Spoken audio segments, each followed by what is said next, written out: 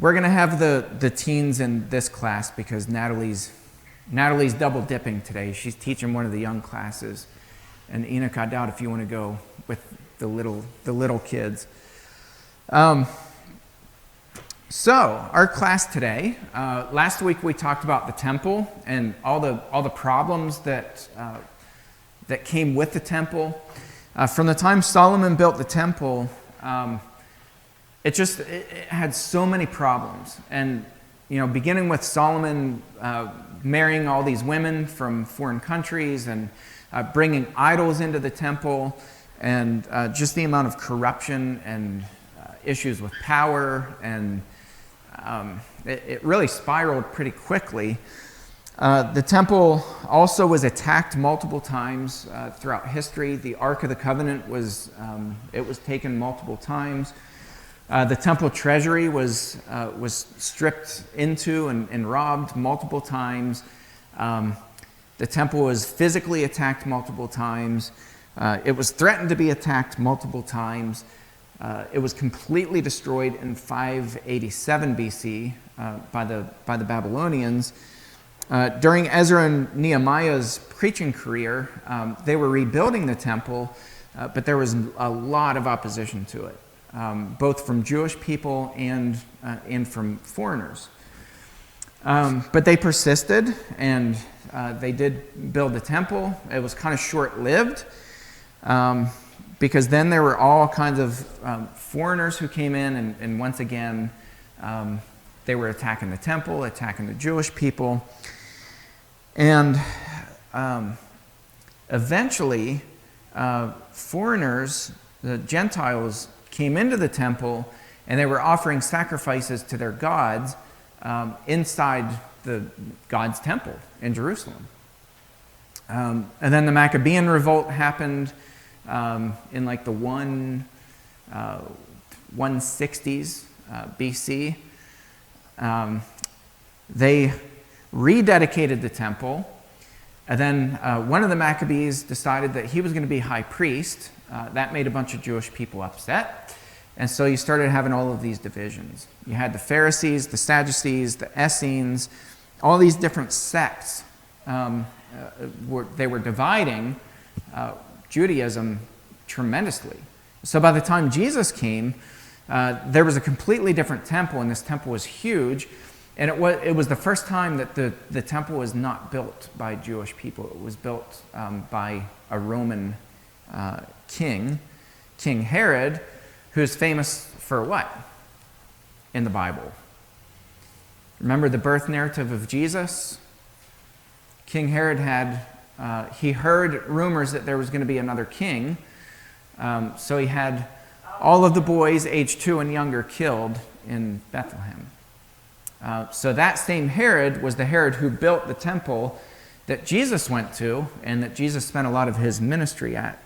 Herod's son had this big bloodbath. We talked about that in a previous class. It's referenced in the New Testament. When people came to Jesus and said, "Don't you remember when all of these Galileans were slaughtered at the temple?" So at the same temple, at the temple that his dad built, Junior sacrificed or slaughtered a bunch of Jewish people, a bunch of Galileans especially. So something interesting that I want to talk about today, and then we're going to watch a really cool video on the making of that temple. That temple was really impressive. But it was obviously had a lot of controversy surrounding it because you had a Gentile who was building a temple, and it's not that Herod was building this because he was friendly to Jewish people and was like, "Oh, I'm going to spend all this money, and I'm going to build this tremendous temple and just gift it to the Jewish people." That's not how politics works, right? When's the last time that we had a politician build something tremendous for Christians and say, "Here's going to be your center of worship. We're going to make this big and beautiful, and we're just going to gift it to you"? It's never happened in the history of man.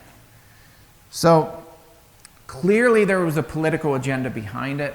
Herod was into power. He wanted a piece of the money that came from the temple tax, and on and on and on and on. You know, this was a purely political move. And the Jewish people were really resistant to it. They didn't want Herod to build the temple. It was to be their temple, right? So when a Roman king comes in and says, I'm going to build a temple for you, the Jewish people didn't want it. They wanted nothing to do with it. And do you think Herod was going to back down? Not for a second. So Herod goes ahead and he builds it. What's interesting, though, is if you have your Bibles, look at Luke chapter 2. You remember the only narrative about Jesus' life prior to adulthood, except for the birth narrative, it's in Luke. Luke is the only one who records something from when Jesus was young. And where's the setting? It's at the temple. Herod's temple. And what does Jesus say about it? Let's start in verse 43. And when the feast was ended, as they were returning, the boy Jesus stayed behind in Jerusalem. His parents did not know it, but supposing him to be in the group, they went a day's journey, but then they began to search for him among their relatives and acquaintances. And when they did not find him, they returned to Jerusalem, searching for him. After 3 days, they found him in the temple, that's Herod's temple, sitting among the teachers, listening to them and asking them questions. And all who heard him were amazed at his understanding and his answers. And when his parents saw him, they were astonished. And his mother said to him, Son, why have you treated us so? Behold, your father and I have been searching for you in great distress. And he said to them, Why were you looking for me? Did you not know that I must be in my Father's house? That's an interesting and powerful description of the Gentile temple. Temple built by King Herod, the Roman king. That defiled the temple, right? That defiled the temple, having it built by a Gentile. And then in 70 AD, it was Herod's temple that was destroyed. Yeah, it was destroyed completely in 70 AD. But isn't that an interesting description? See, we live, this term is being thrown around a lot, the cancel culture, right? Cancel culture. I just sat on a panel a few days ago, an online panel, to talk about the controversy behind Netflix cuties. I had put a post up about that, and it kind of caught the attention of people in the media. I had several people from the media call me for interviews about my post about cuties. And I just said, canceling Netflix is a personal decision. I can't tell people whether to cancel their subscriptions or not. I'm not going to judge people if they cancel. I'm not going to judge people if they keep their subscription. But I said, that movie, Cuties, is a symptom of a much larger problem. There's a very big problem out there of the sexualization of young people. And my stance is probably different from a lot of people, but we did not cancel our subscription because there's a lot of good stuff. There are a lot of good documentaries that are on Netflix, and kind of like with the temple, it's built by a disgusting human being. There's no doubt about it. Herod the Great was an awful, awful, immoral, impure, unethical person. He builds this temple. And Jesus not only goes to the temple and worships at the temple, but Jesus calls it my Father's house. In this temple, it wasn't just Herod, it was Jewish people inside of the temple that were desecrating the temple like crazy. So I kind of go back to Genesis chapter 50. You remember Joseph, when his brothers, after their dad dies, his brothers were like, we need to come up with this script because he's going to take revenge on us for all the evil that we did to him. And do you remember what Joseph said? It's a really powerful verse. It's in Genesis 50. I'm going to back up to verse 15. When Joseph's brothers saw that their father was dead, they said, "It may be that Joseph will hate us and pay us back for all the evil that we did to him." So they sent a message to Joseph saying, "Your father gave this command before he died. Say to Joseph, 'Please forgive the transgression of your brothers and their sin because they did evil to you. And now please forgive the transgression of the servants of the God your father.'" Joseph wept when they spoke to him. His brothers also came and fell down before him and said, "Behold, we are your servants." But Joseph said to them, "Do not fear, for am I in the place of God? As for you, you meant evil against me, but God meant it for good, to bring it about that many people should be kept alive, as they are today." I find this pretty applicable to the temple. Herod clearly meant building the temple as a big showpiece. He was going to impress the emperor in Rome. He was going to exact all these taxes, and he was skimming money off of that. He was profiting from building this temple. Make no mistake about it. Herod did not build anything unless he was going to profit personally from it. He meant it for evil. He could care less whether Jewish people were worshiping at that temple. But what's interesting is, not only did God preserve Herod's temple for a season, for the right season, but Jesus calls it my Father's house. And Jesus and his disciples spent so much time at the temple. There's so many stories in the New Testament that took place at the temple. The man who was bathing at the pool, he was trying to be the first to jump in. When the waters were stirred up, there was a myth that the first one into the water would be healed. This guy who had been lame for his entire life has this conversation with Jesus, and Jesus says, "What are you doing here?" And he says, "Well, I want to be made well, but I have nobody to throw me in the water when the waters are stirred up." And Jesus tells the guy, "Get up and walk." That took place at Herod's temple. When Peter and John were walking up the temple steps, which you'll see in a video here in a little bit, they're walking up the temple steps, and there's a guy who won't even look up, and he's lame. He's sitting on the steps, and he's begging for money. And what does Peter say to him? The first thing he says to him, just so powerful, Peter says, "Look at us. Look at us."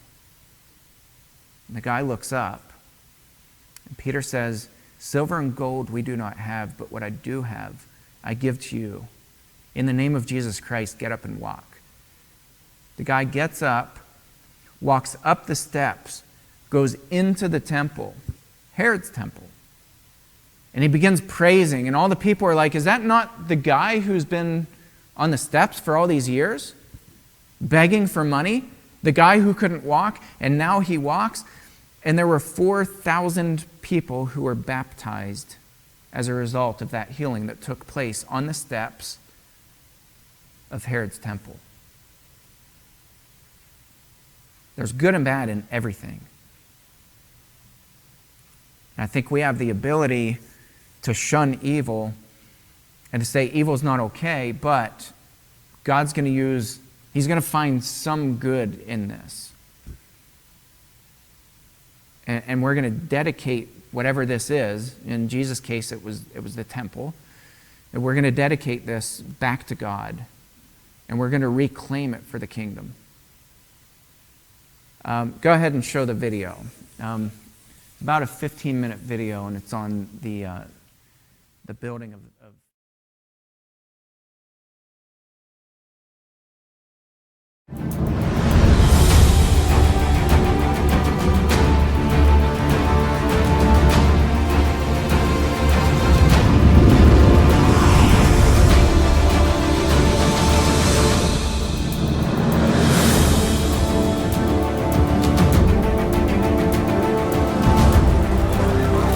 Towards the end of the Second Temple period, in the 18th year of his reign, Herod, king of Judah, gathers the people of Jerusalem and surprises them with a dramatic announcement. Herod states his intention to raise the old temple, built on Mount Moriah, by the returnees from Babylon, and to build a new temple in its place, the most sacred and beautiful of our time. The Jews are appalled. The thought that this tyrant, who has murdered thousands of people, would tamper with their holiest site merely for the sake of self-aggrandizement terrifies them. They're afraid that Herod will destroy the old temple without completing the construction of the new one, leaving them without a place to serve God, neither the old nor the new. The people are frantic. What will happen? Josephus recounts that Herod reassured the Jews by promising to prepare all the building materials in advance, before even one stone is removed from the existing temple. According to the Talmud, the story involves a secret agreement between Herod and a Jewish sage by the name of Baba ben Buta. In a private meeting, Herod expresses regret for his past violence against the Jews and agrees to atone by building a glorious new temple that will spread its light around the world. He extinguished the light of the world. Let him now go and kindle the light of the world. This agreement opens a historic window of opportunity. The great builder of Caesarea, Masada, Herodian, and countless other projects joins forces with the Jewish people. Together, they will turn the small, modest temple in Jerusalem into a large, magnificent house of worship that will leave a deep imprint on humanity. The work begins with a tremendous burst of activity. Herod gathers thousands of carts and beasts of burden, cranes, wooden pulley blocks, engineering devices, and quarrying tools of all kinds. 10,000 Jewish workers, along with the top engineers in the Roman world, tackle the job. Hundreds of priests take care of building the sacred areas. But one problem still threatens to thwart the entire project: Mount Moriah. The site designated for the new temple is narrow and steep. The area available for construction is limited and certainly not suitable for the monumental compounds that Herod envisioned. Herod's solution is bold and ambitious. Build huge walls that would support a giant plaza and then construct the temple in the center of the plaza. The most important part of the plan is the use of enormous building stones to ensure the stability of the Temple Mount walls. Look at these stones. Each stone weighs a few tons. The biggest stones weigh hundreds of tons each. This one, for example, weighs 600 metric tons. Without any mortar at all, the tremendous weight of the stones stabilizes them in place as if they were one solid rock. Transporting such a stone from the quarry north of the Temple Mount and placing it in the Temple Mount walls requires precise planning, sophisticated technology, and most importantly, a lot of hard work. This entire slope was one big quarry. Many stones measuring 2 to 4 meters long have been found in the Arzei Habirah quarry. We could see how we have a negative image of the Western Wall stones here in the Arzei Habirah quarries. We discovered an amazing axe. An axe is a wonderful quarrying tool. When you strike the Jerusalem limestone with 2.3 kilograms and try to create a channel, the channel forms very quickly. Primitive tools on the whole, but methods that work to this day. These stones were brought in carts, hitched to oxen. Some of the stones were encircled with wooden wheels so that they could be moved quickly and efficiently. Particularly, large stones were placed on long log rollers and moved by a large team of workers with the help of animals.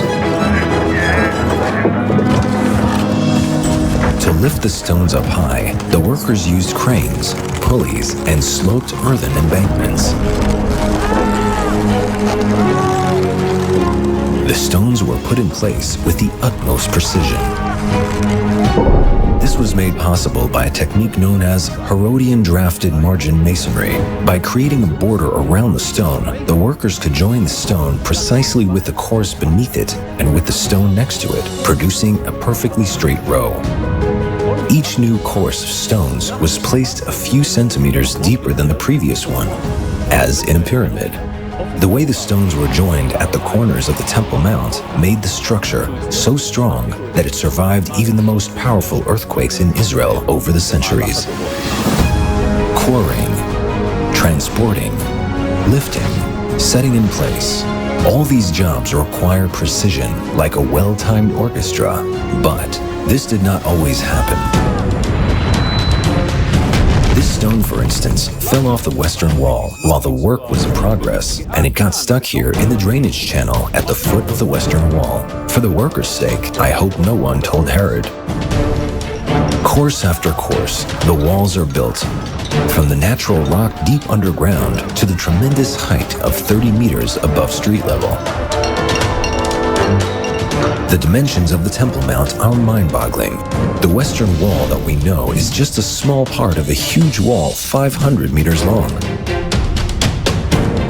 To give you an idea, the total area of the Temple Mount is 144,000 square meters, equal to the area of 30 soccer fields. But the Temple Mount is just the frame. The main task, the construction of the temple itself, still lies ahead. We have to hurry.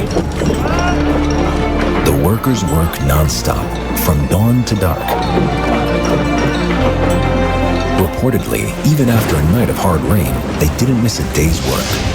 The next morning, the wind blew, the clouds dispersed, the sun shone, and the people went out to work. And they knew they were engaged in the work of heaven. But despite the pressure, some things take precedence. On Friday, the feverish pace slows, and before the Sabbath, the work stops completely. Jerusalem is enveloped by the Sabbath rest.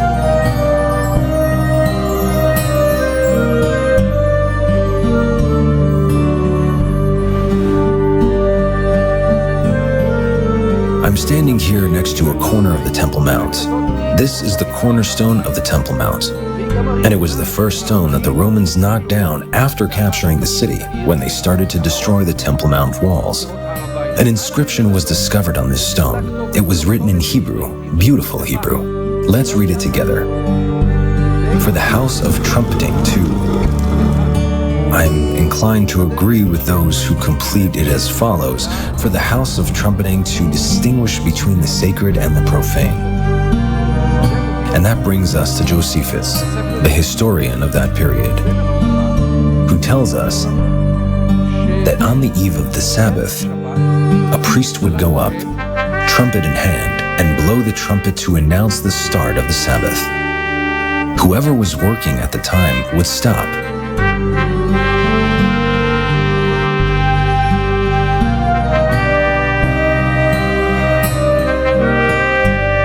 Here we are in the streets, the main street of Jerusalem, with shops on either side. So anyone who had a shop here would certainly have to shut it immediately because the Sabbath was starting.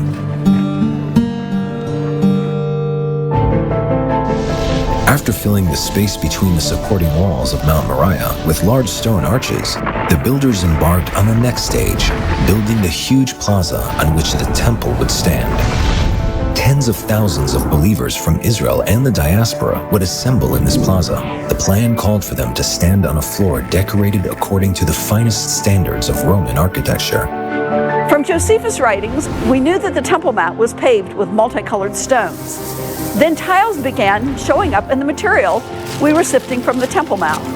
Tiles of various varieties of stone in many colors and many different shapes. I had the feeling that some of these were the ones that Josephus had written about. We had found them.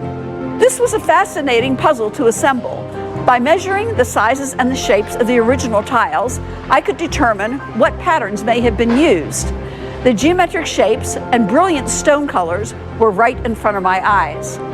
For me, it was the closing of a personal circle. I was raised in the Catholic Church in the United States until I discovered my Jewish roots and immigrated to Israel. And now I reconstruct the floors on which my ancestors and the ancestors of all the Jewish people walked 2,000 years ago. Around the Temple Mount Plaza, porticos of magnificent columns were built, the stoas. The most magnificent of all was the Royal Stoa. The Royal Stoa was where the Al-Aqsa Mosque is today, behind me. Known as Stoa Basilia, this was the largest building in Israel until the modern era. In Antiquities of the Jews, Josephus Flavius describes the building as a forest of columns. It contained 162 columns, each made of a single stone. It would take 3 men with outstretched arms to encircle one column. This structure, which was a sort of basilica, was used for secular purposes. It is the location of the shops where the Sanhedrin met after being exiled from the Hall of Hewn Stones adjacent to the temple. To allow entrance to the Royal Stoa, a monumental staircase was built that rose up from a vibrant shopping center here at the foot of the western wall. A huge arch, Robinson's Arch, supported an elevated passage that crossed the busy street without disrupting traffic. The main entrance to the Temple Mount were the Hula Gates in the southern wall. 2 gates were planned, an entrance and an exit. This ensured that the huge crowds would flow in and out quickly and efficiently. The great width of the steps leading to the gates created an atmosphere of splendor and reverence. The stairs were designed with treads of varying sizes, forcing the pilgrims into a relaxed, dignified pace as they ascended to the holy place. When they emerged at the Temple Mount Plaza, the pilgrims saw an astonishing sight. The huge plaza,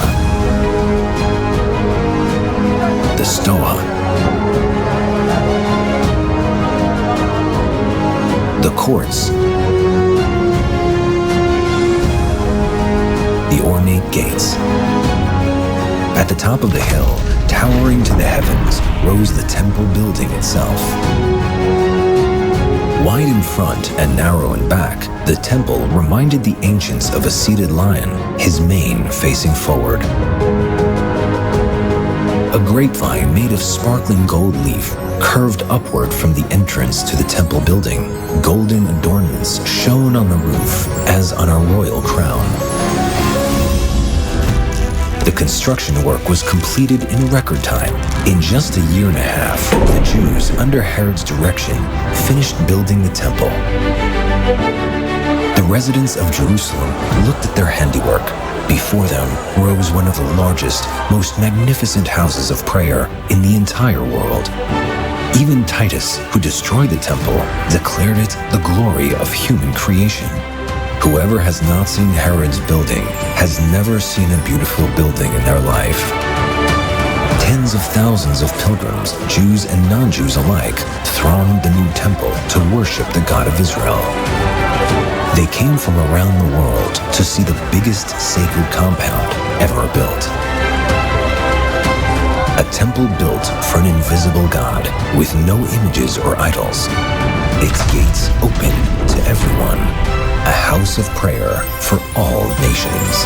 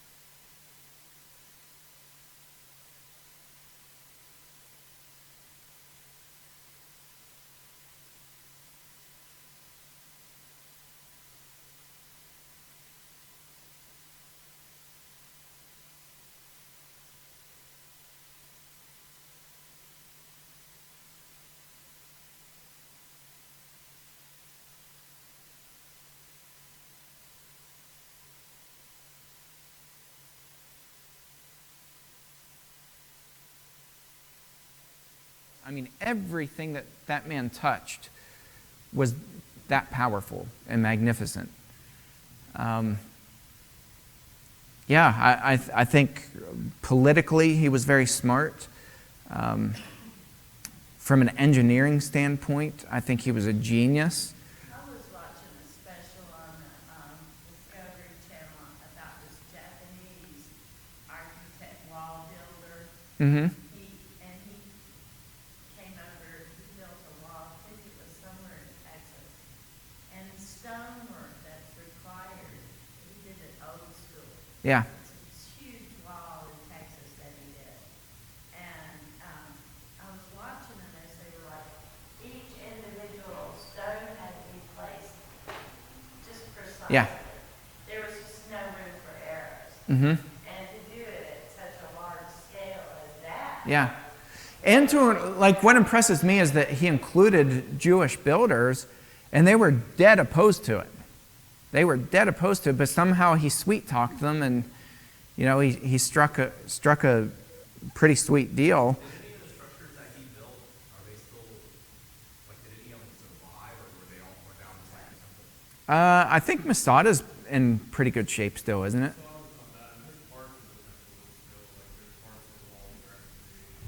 Like that ginormous 600-ton rock, Yeah. it would be like a plate base, but it's like 20, 30 feet off the ground. You just stare at it, how does this rock get there? Yeah. I was just curious because, it's kind of a lesson to some degree at least, his handiwork got torn down and how did he end up dying Yeah. with this, as arrogant as he was? Yeah. Well, yeah, I mean, I know some of his aqueducts that he built are still functioning today. And, some of the buildings, I know Masada, looks like it's still in pretty darn good shape. And that was, he built that in probably about the same time, 2030 BC. It's pretty incredible. All right, we're out of time. I hope you enjoyed that. It's pretty cool seeing how these things are built and kind of the politics behind it.